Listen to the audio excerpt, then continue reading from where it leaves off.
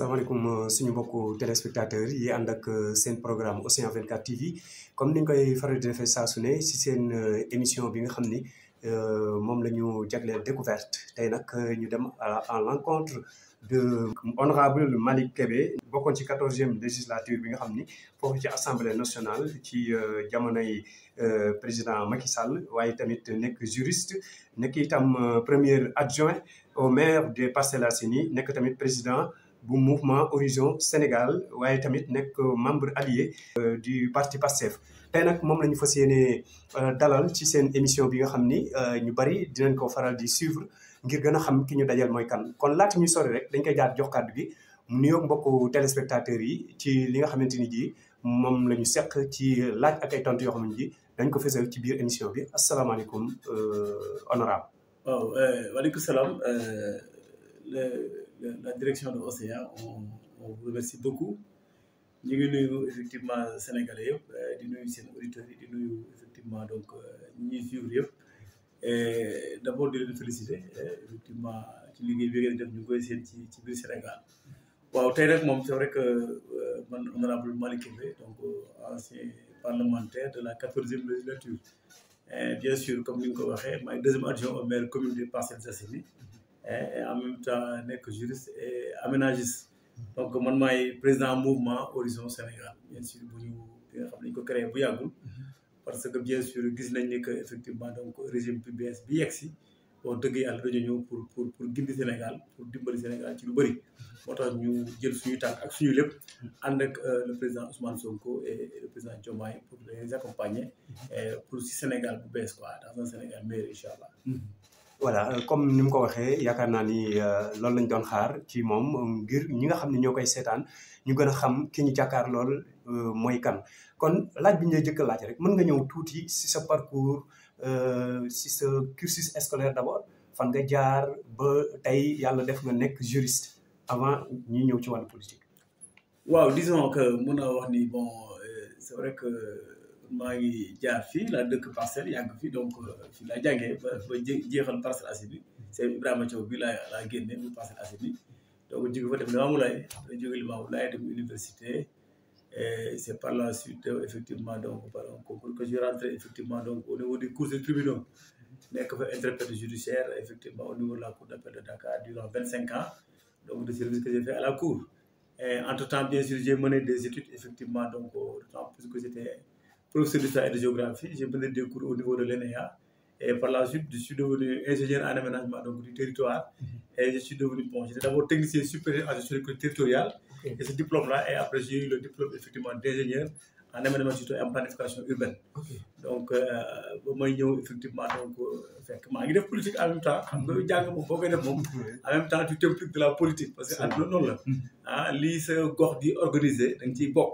parce que maa ngi ci ASC yi fu ma fekk man maa doon effectivement donc centre d'organisation de mon ASC HLM Grand Médine ñëpp xam ko donc moo tax ma duggaale ci politique bi nekk ci nekkoon bi parti socialiste parti socialiste laa nekkoon ba jógee parti socialiste bi Khalifa Sall di dem ci la ñu ànd ak ñu Khalifa Sall donc ñun ñoo nekkoon jeunes yi nga xam ni dañoo jàppoon ni parti socialiste il y avait pas un renouvellement effectivement du talent politique il y avait toujours les mêmes personnes waaye di que vraiment jotoon na effectivement ñun ñi nga xam ñu doon jeunes yi ñu dugg ñun tamit mën a jël poste yi mais effectivement mooy problème bi amoon ba finalement bon moo doon li nga xam ni waxtaan bu métti bu amoon parce que bon Ousmane Tanor Dieng voulait effectivement qu'on continue avec effectivement donc le régime de Macky Sall qui était là sur place nous on avait dit que un an après de compagnonnage c'était suffisant parce que jotoon na ñun ñu demal suñu bopp te defe naa ne ñun li ñu leen waxoon defe naa ne moo feeñ tey wax xamoon nañ ne ñun bu ñu continuer ànd ak ce compagnonnage de Macky Sall là bu yàggee dafay rey suñu structure raison pour laquelle ñun ñu demoon finalement ànd ak le président Khalifa Sall nga xam ni bon jamono yooyu mooy Taxawu Dakar et vraiment Taxawu Dakar avait fait des résultats et vraiment on était ensemble ñun ñëpp on est devenu des conseils municipaux à travers ce Taxawu Dakar moi j'ai démarré ici avec les Moussa Sy on était ensemble dans le conseil municipal après par la suite il y a eu l'évolution jusqu'au Yewwi Askan Wi et ba ñu ñëw sur un deuxième mandat où on a gagné encore donc ouais donc vraiment dans le lendemain politique quand même j'ai progressé comme tel yàlla def effectivement ci biir Yewwi Askan Wi bi ma ñëwee effectivement donc yàlla def ma bokk ci liste effectivement député yi et ñëw nekk député de la 14e législature ci Yewwi Askan Wi donc ñoo xam ne 14e législature moo doon effectivement groupe bi nga xam ne groupe bu tàng bi woon ñoom ñoo fa nekkoon ñu Guy Marius Sagna Abass Fall Birame Souleye qui était effectivement le président du groupe et tout le monde on était tout le monde avec Ababacar Bamba et tout le monde donc on a mené un combat de groupe et véritablement mun naa wax ni wax dëgg yàlla effectivement cette 14e législature moo doon le déclin moo déclenché effectivement les hostilités la grande guerre qu'il fallait mener et ça aussi on félicite tous les gens qui étaient dans l'opposition en son temps donc li ma yàgg wax rek le président Ousmane Sonko en première ligne parce que wax dëgg yàlla c'est grâce à lui que véritablement ce que voulait faire Macky Sall ça a reculé parce que ñëpp xamoon nañu que moment yooyu Macky Sall avait une force telle que il a emprisonné effectivement Karim Wade, il avait emprisonné Khalifa Sall. Donc toute personne qui avait des ambitions, il te mettait un plan et il te mettait de côté, de le reliquider complètement. Donc bravo à Ousmane Sonko, parce que je le dis toujours, c'est grâce à lui effectivement qu'il a su détourner effectivement donc les stratagèmes de Macky Sall. Macky Sall, si boo ànd ak moom dans la légalité. Effectivement, dans les diapotiques, Ousmane a su comprendre que ce gars-là, il est l'illégalité dans la légalité. Parce que il est dans la légalité parce qu'il est le chef de l'État et il incarnait l'État. Mais dans ce qu'il était dans la légalité, il faisait de l'illégalité en même temps. Parce que quelqu'un qui pouvait prendre les lois, les contourner, ou bien modifier les lois, ou bien prendre le code électoral, le transformer, alors ce gars, il est très fort. Pour anéantir ses adversaires. Pour anéantir ses adversaires. Donc, c'est quelqu'un qui est dans la légalité sur l'illégalité. Alors, Ousmane aussi, c'est un intellectuel. Vraiment, je l'apprécie beaucoup. Je dis que, intellectuellement parlant, il a su combattre et effectivement éviter le piège. Parce que tout le monde savait qu'en ce moment, bu ñu convaincre boo demee dig la ca mujj mooy la yóbbu déferment mandat de dépôt par la suite nga tu passes effectivement donc chez le doyen des juges tu vas aller là-bas alors Ousmane a su effectivement donc contourner ça les manifestations dont il avait interdit les gens l'ont bravé parce que aussi tamit un peuple aussi c'est la résistance quand ceux qui détiennent le pouvoir ces gens-là sont dans l'illégalité. Ils sont dans l'illégalité. Il faut les affronter avec la résistance. Parce que la résistance, c'est dans la Constitution. Absolument. Parce que le peuple est suprême, effectivement, donc, au législateur. Le peuple est suprême. C'est-à-dire que le peuple, c'est le premier législateur. Si tu es dépositaire, effectivement, de la loi, et effectivement, tu abuses de la loi, alors il faut que le peuple se réveille. Et là, Ousmane a su faire réveiller le peuple. Le président Ousmane Sonko, en rapport avec tous les autres qu'il a sur place, et véritablement, il a su mener le combat devant, et là, effectivement, ça a réussi. Parce que tu demandais une information pour pouvoir faire une marche, automatiquement, c'était refusé. Alors maintenant, véritablement, Ousmane a su mener ce combat-là, effectivement, donc le pouvoir a reculé. Et c'est ce recul du pouvoir qui a fait effectivement que donc, le combat a été gagné. Et on a gagné le combat effectivement de l'Assemblée nationale. Permettre à ce que véritablement l'Assemblée nationale effectivement s'est rééquilibrée. Parce qu'en son temps, c'était le pouvoir suprême de Macky Sall avec ses députés trop nombreux qui votaient les lois comme ils voulaient. Et là, véritablement, l'opposition a su effectivement donc véritablement faire équilibrer avec lui. On était à disons 81 contre 83. Donc c'était autre chose. Donc c'était du sérieux. Et véritablement, on les a gagnés dans le combat médiatique. Et il y avait des frondeurs. Oui, c'est ça. Donc en réalité, donc vraiment félicitations au président Ousmane Sonko, au groupe PASTEF et félicitations à tous les membres de l'opposition qui ont su effectivement relever les défis. Ça, c'est Ousmane qui a attiré tout le monde. C'est véritablement Ousmane qui a attiré tout le monde. Moi, j'ai l'habitude de le dire. Si tous nous sommes devenus des maires aujourd'hui, c'est grâce à lui. Si nous sommes devenus des députés, c'est grâce à lui. Parce qu'il a osé. Il a osé. Parce qu'en son temps, personne n'osait attaquer Macky Sall. Avec la force qu'il avait, avec donc, les institutions de la République qu'il avait enrôlées autour de lui et qu'il pouvait dicter comme il voulait. Et ça, c'était la réalité. On était là. Il ne faut pas que les Sénégalais deviennent amnésiques. Quand je regarde, est-ce que nous aussi non, on était là. Moi, ça m'a fait très mal quand j'ai vu le président, quelqu'un comme le président Khalifa Sall, qui était véritablement un maire qui était bien parti, a fait un très bon travail à Dakar avec le pavage et tout ce qui s'ensuit. Mais comment il a été brisé, brimé par la suite. prendre le maire de Dakar, prendre un décret effectivement donc pour le dégommer de la mairie. Pire encore, le mettre sous mandat de dépôt, c'est la catastrophe.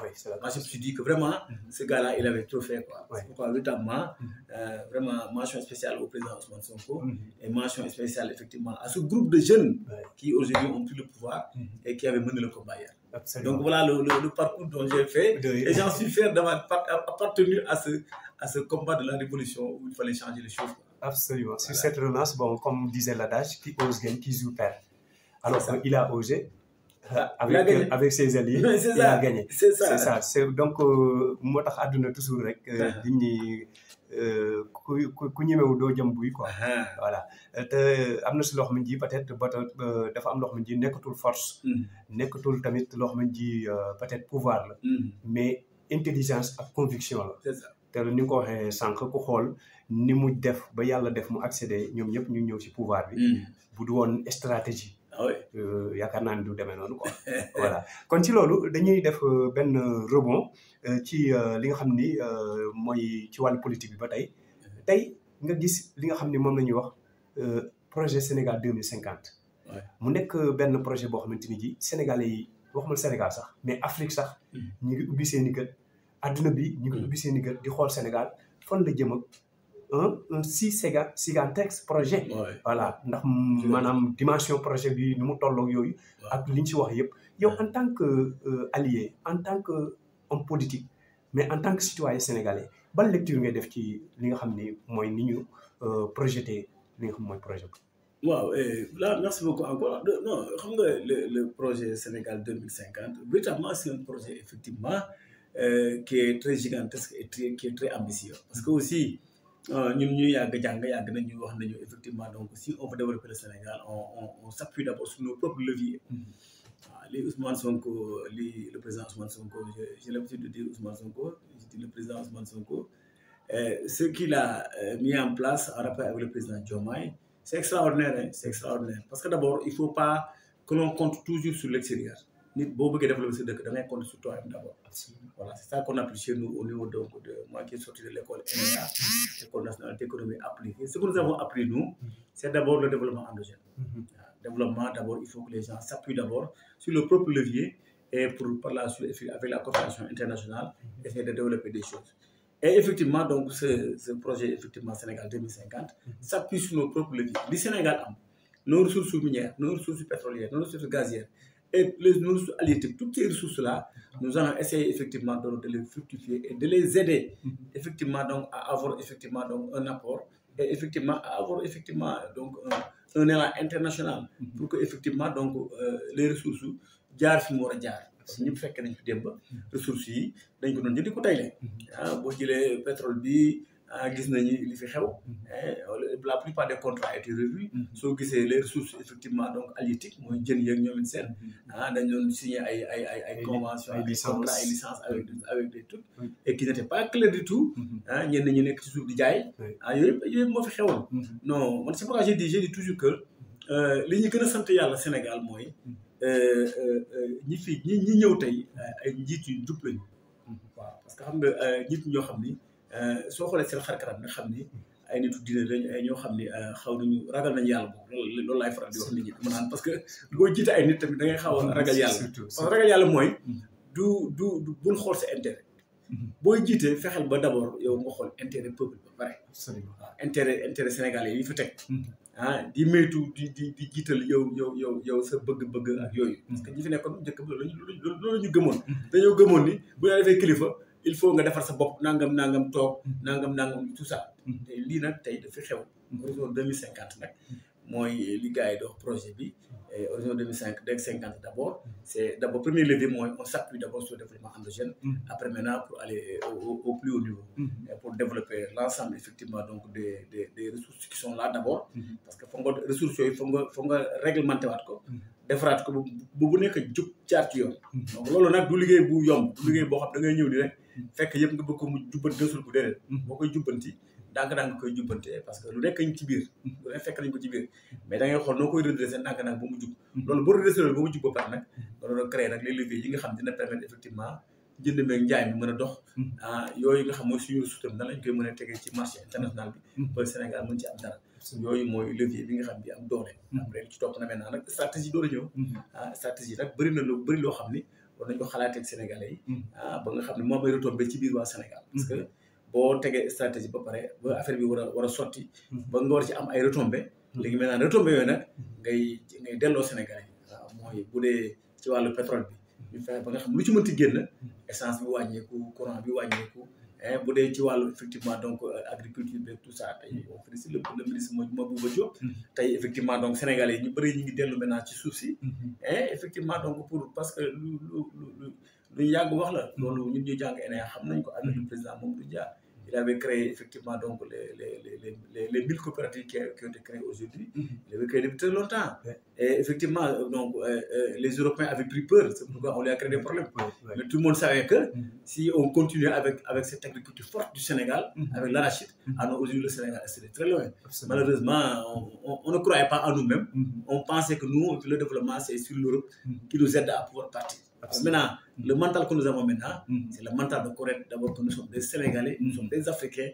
Croyons sur nous-mêmes. Nous sommes fi liguel suñu bop, jappalé suñu bop et collaborer avec nous. Et du gagnant-gagnant. Absolument. Pas de pertement là-dessus. Gagnant-gagnant. Mais vous gëm ni que yow européen mo fi ñëw fi pour développer. Loolu boko gëmé mom ya ngi na sa bop. Donc gëmal sa bop ba paré. Soy bay sa bay. Bo amé sa gerte, bu sa gerte ñoré nga jël jaay. Xam nga bo démé ba ci biir affaire bi dem ba ci kaw mun nga ko exporter sax bu dem comme ça bu ko defee tam ngay jaay ak kii diwaat yow loolu la ñuy wax mais néewuñu que dañuy jël suñu doole ak suñu lépp def comme li fi xewoon bi njëkk ba rek boo bëggee développer dëkk bi daal yow foog nga dem Europe ñu jàppale la nga def ay prêts yu 10 ñëw di nga développer moom di nga développer waaye li ngay fay moo ëpp absolument li ngay fay moom wala boo ko fay boo génération bi ci bii ñëwaat dina ko fay donc tey dañuy remercier la nouvelle génération qui a arrêté les prêts là, les prêts là continus. Il faut qu'on arrête. Il faut arrêter quoi. Parce que nous, nous rek di lepp di ñëw di gëm la population que ñu ngi liggéey ñi ngi def alors que li ngay liggéey yaa ngi koy fay bu métti koy fay. Waaw. On ne dit pas non. Moi, je ne dis pas que effectivement donc créer un développement dans un pays c'est important, mais créer un développement aussi s'accompagne effectivement avec la maîtrise effectivement de la dette. Donc loolu mooy affaire bi donc vraiment man je dis que ce projet donc de Sénégal 2050, c'est un projet ambitieux et que ñuy laaj Sénégalais yëpp nañ ci jàpp ku nekk gëm sa bopp. waaw parce que affaire fa la nekk donc mooy développement endogène. développement boo xam ne ñun d'abord Sénégalais yi ñun ñooy suqali suñu bopp ba pare après nag effectivement donc affaire bi mën a effectivement ñu génne ko bitim réew. mu door a ñëw mais ñu door a ñu gën a développer Sénégal donc c'est extrêmement important. C'est pourquoi je félicite le président Diomaye sur la vision et le président Ousmane Sonko. On leur dit qu'effectivement, donc, nous sommes de tout cœur avec ça. Parce que aussi, une vision, c'est ça. Il faut y croire et il faut y aller.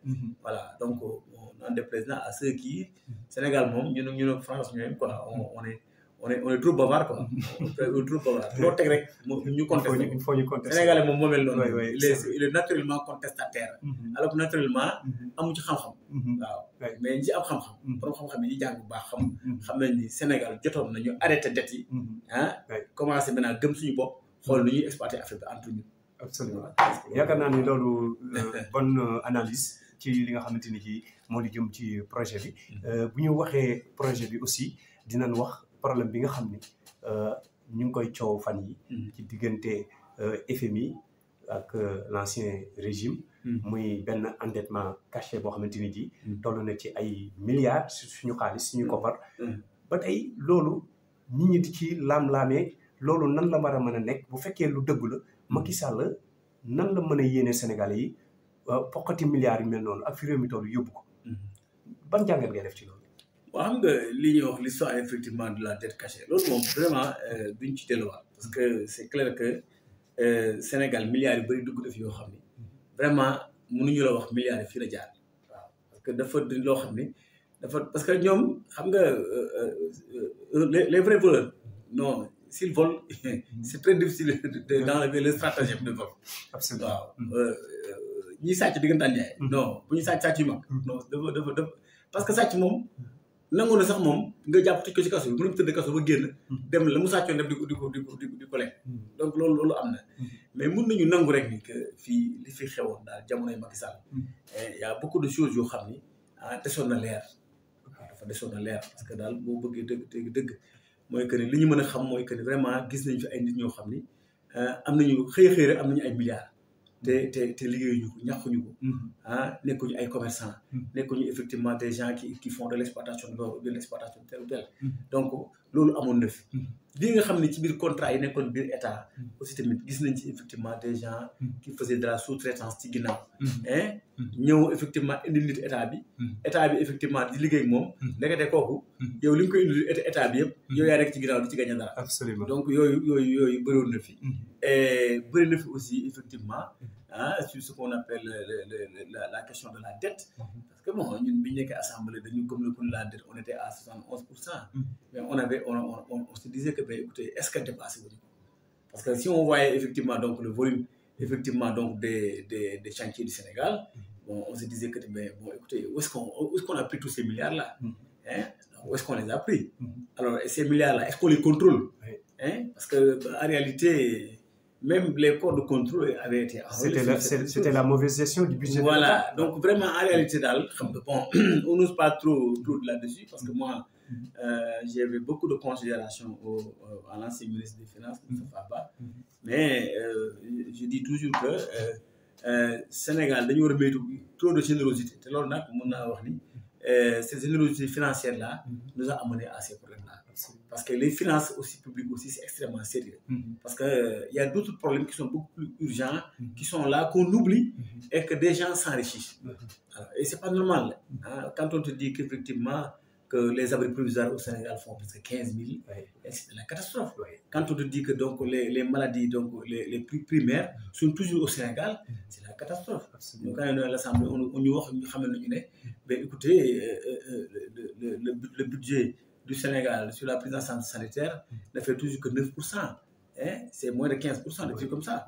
Alors, c'est pas normal. La plupart, c'est des investisseurs qui mettent, des ONG qui mettent effectivement donc, la main dans la poche. Alors qu'en réalité, et là aussi, ça se ressent effectivement sur le Sénégalais lambda qui va à l'hôpital pour aller se soigner. C'est extrêmement difficile. Donc, tous ces milliards-là qu'on a détournés, qu'on a pris, bon, en passant par des règles, en fait, c'est ce que je disais tout à l'heure. Ça dit que c'est la légalité dans l'illégalité.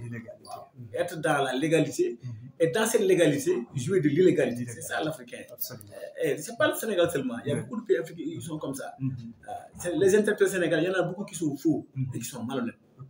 Parce qu'en réalité, si vous êtes un directeur général nommé, si vous êtes un ministre nommé, si vous êtes quelqu'un qui est nommé, vous devez remettre tout ça à la solde du peuple. Vous devez faire votre maximum de ne pas d'être honnête, de ne pas donner un marché et derrière ce marché essayer de courir sur des milliards. C'est malhonnête. C'est-à-dire que c'est comme si vous êtes fier de que yang lek nit ñu fa nek. Donc lolu mo fi xewon yoy vraiment moi je dis que c'est quand le Premier ministre parle de dette cachée. C'est tout ça, c'est tout ça qu'on ne maîtrise pas du tout. Mais aujourd'hui, on touche du bois. Il y a des gens honnêtes maintenant. Et quiconque aussi ne serait pas honnête dans ce pays aussi, serait traduit. C'est ça la réalité. On n'acceptera plus que, que tout le monde doit être surveillé. Je dis même plus fort. C'est du job. Je dis même plus fort que la brigade de sûreté de l'État doit être rétablie. En son temps avec Senghor et Mamadou Dia, il y avait ce qu'on appelle, ce cas Abdou Diouf, il y avait la brigade de sûreté de l'État, où les hauts fonctionnaires de l'État sont surveillés. C'est ça la réalité. Absolument. On va comprendre qu'un fonctionnaire, bien un haut fonctionnaire, mais roule effectivement donc sur de l'or, c'est pas normal ça. Et même ceux qui n'étaient pas des fonctionnaires. Ah oui, mais c'est pas normal. Des gens qui ne sont pas des fonctionnaires, ils viennent, on leur donne effectivement 10 hectares et ils deviennent riches. Il ne faut pas sacrifier effectivement le foncier comme ça. Et des marchés gré à gré. Non, mais tout ça, c'était la catastrophe. Donc, véritablement, il fallait mettre une fin à tout ça. Et arrêter tout ça. C'est-à-dire qu'il faut que le Sénégal se remette à l'aune, effectivement, d'un pays régulier. Voilà. Parce que jusqu'au président Abdou Diouf, le pays était régulier. Mais après, avec nos amis les libéraux là, on a vu que véritablement, c'était la grande générosité. Cette générosité-là a créé un déséquilibre effectivement économique et social catastrophique pour le Sénégal. Des gens pensent qu'effectivement ils peuvent aller En France, à Dubaï, en une journée, bien en 2 jours, tu peux faire presque tout le monde. Hein? On a même vu, nous, quand on est à Dubaï, des jeunes filles qui sont là-bas. On a demandé, ils ont dit que oui, c'est des gens du gouvernement qui les ont envoyés ici. Tu vois, à Dubaï, tu rentres dans une soupe, et on te dit, Nagaref. Alors, ça veut dire que quelque part, bon, mais nous là, on prend notre argent, on l'amène à Dubaï. Quelle facilitation. Mais non, alors que nous, on a nos commerces à développer ici, tout ce qui sont. Donc, en réalité, c'est ça. Cette histoire, donc, c'est ça la réalité. C'est, en fait, rétablir les grands équilibres. Et véritablement, nous en appelons, bien sûr, à l'international, de pouvoir comprendre qu'effectivement, qu'au Sénégal, il y avait effectivement, donc, une débauche financière qui ne disait pas son nom. Et qu'aujourd'hui, les nouvelles autorités sont en train de rétablir tout ça. Donc, véritablement, on souhaite que la confiance soit rétablie. Et bien sûr, parce que bien sûr, si bien sûr l'État, dans son temps, pouvait faire certaines choses, bien sûr, il pouvait effectivement donc, tromper effectivement la vigilance du FMI, et tromper la vigilance effectivement de la BCEAO. Certainement, c'était ça. Mais bon, aujourd'hui, nous demandons à quand même que les gens puissent effectivement arrondir les angles, parce qu'au-delà de tout, que ce soit le FMI, que ce soit effectivement la BCEAO, la Banque mondiale, tout ça, nous travaillons tous pour les peuples. Et que les financements, bien l'argent qui doit être donné effectivement sur effectivement de tel ou tel programme, c'est pour les peuples. Donc en réalité, on dépasse nos égos et on règle les problèmes et on avance pas. Mais espérons que s'il y aura lieu que dette beaucoup, soi-disant, kenn xamagu ci lu leer, mais soi-disant su fekkee lu réel la, am nga yaakaar ni mën nañ ko rétablir ba mu dellu si waat si trésor public. Oui, bon, je ne suis pas financier quand même. Sur ces questions-là, je n'ai pas trop y développé. Mais yaakaar ni si tel était le cas, où effectivement, si on parvient à rétablir. C'est-à-dire que maintenant poursuite contre Macky Sall. Ah, mais bien sûr, non, bien sûr. Bon, Macky Sall, lui, vous savez, les poursuites contre lui, c'est évident. Parce qu'en réalité, tout court vers lui. Tout court vers, effectivement, donc, le président de la République qui donne les instructions. C'est ça, tout ça court vers lui. Donc, en réalité, ce qui est sûr et certain, les poursuites ne lui seront pas effectivement épargnées. Ça, c'est la réalité. Maintenant, les finances publiques étant les finances publiques, ce qu'on peut remarquer, on a vu des gens s'enrichir, on a vu effectivement, donc, le conseil est là. Alors, maintenant, tout ça, espérons qu'on puisse le rétablir et le ministre des Finances puisse avoir les coups de France pour le rétablir. Parce que bon, jusqu'à présent, c'est les mêmes personnes qui étaient là, qui ont fait des trucs. Et c'est que sur certains, donc, quelqu'un qui sait qu'il est impliqué dans telle chose, il fera son maximum pour que tout ça ne soit pas découvert. C'est la réalité. Donc, bon, c'est tous ces problèmes-là. Alors, mais espérons que tout ça puisse être découvert et que reversé au niveau du trésor public et que le Sénégal va en gagner. Inch'Allah. Inch'Allah.